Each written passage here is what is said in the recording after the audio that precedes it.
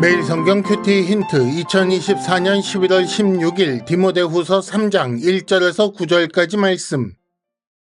너는 이것을 알라. 말세에 고통하는 때가 이르러 사람들이 자기를 사랑하며 돈을 사랑하며 자랑하며 교만하며 비방하며 부모를 거역하며 감사하지 아니하며 거룩하지 아니하며 무정하며 원통함을 풀지 아니하며 모함하며 절제하지 못하며 사나우며 선한 것을 좋아하지 아니하며 배신하며 조급하며 자만하며 쾌락을 사랑하기를 하나님 사랑하는 것보다 더하며 경건의 모양은 있으나 경건의 능력은 부인하니 이 같은 자들에게서 네가 돌아서라.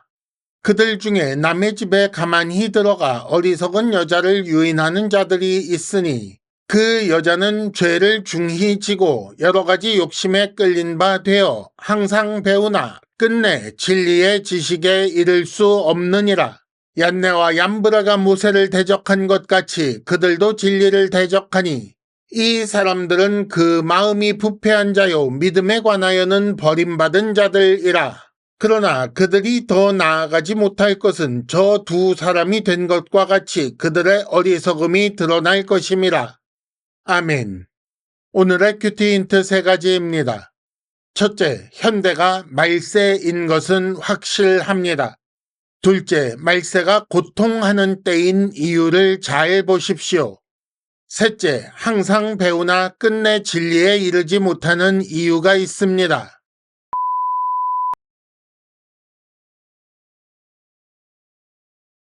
큐티 힌트 첫 번째, 현대가 말세인 것은 확실합니다. 1절부터 보면 너는 이것을 알라. 말세에 고통하는 때가 이르러 사람들이 자기를 사랑하며 이렇게 시작된 말씀이 5절까지 길게 이어집니다. 바울은 말세의 현상을 5절까지 이렇게 길게 말씀하고 있는 거지요. 말세는 기후변화, 기근, 전쟁, 전염병 혹은 우주적 격변의 때가 아닙니다. 말세의 현상을 잘 보십시오. 자기를 사랑하며 돈을 사랑하며 자랑하며 교만하며 비방하며 이런 때가 언제이겠습니까? 이런 말세 현상은 시간이 흐를수록 점점 더 강하게 나타납니다.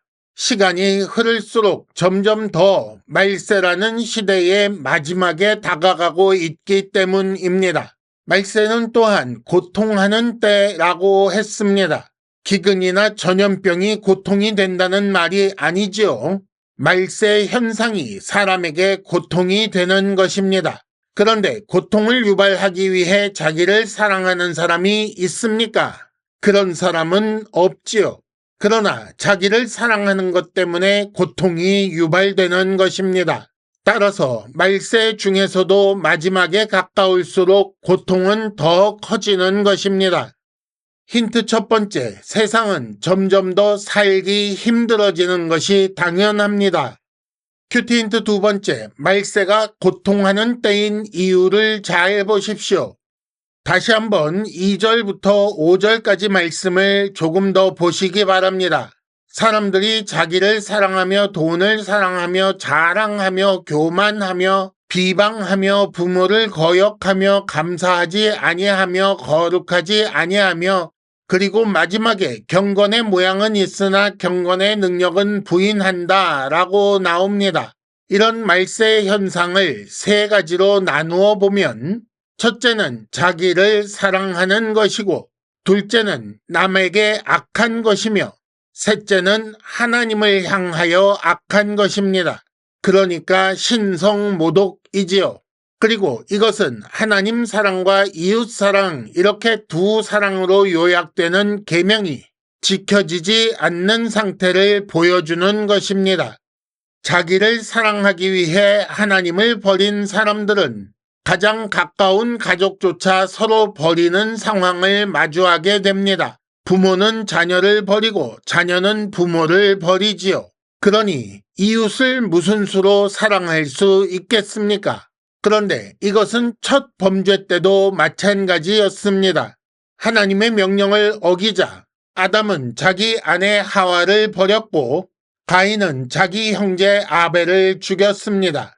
말세에는 자기에게 이익이 될 거라 판단하여 남에게 악을 행하고 고통스럽게 합니다.